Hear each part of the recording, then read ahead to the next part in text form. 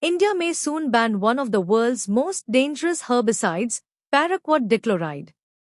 Linked to poisoning deaths, organ failure, and even Parkinson's disease, this chemical is now under intense scrutiny in 2026.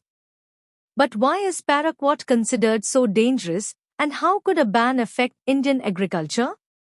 Paraquat is a fast-acting herbicide widely used to kill weeds in crops and plantations. Farmers use it because it works quickly and efficiently.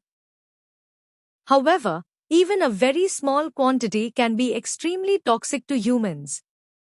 Medical experts warn that paraquat exposure can severely damage the lungs, kidneys, liver, and nervous system. Research has also linked long-term exposure to Parkinson's disease and other neurological disorders. In recent years, poisoning cases linked to paraquat have increased in several Indian states, raising concern among doctors, hospitals, and lawmakers. Agricultural workers and farmers are among the most affected groups. Due to rising public health concerns, Telangana imposed a temporary 60-day ban on paraquat in 2026 and urged the central government to consider a nationwide ban. Reports also suggest that an expert panel reviewing scientific evidence recommended a complete nationwide ban because of fatal poisoning cases and serious long-term health risks.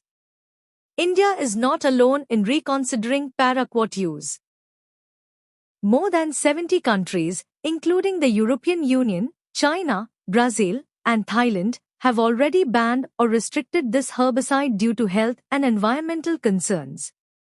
However, many farmers worry that banning paraquat could increase weed control costs and labor requirements. Experts say safer alternatives, proper training, and awareness programs will be essential to support farmers during the transition. The debate over paraquat continues as India tries to balance agricultural productivity with human health and environmental safety.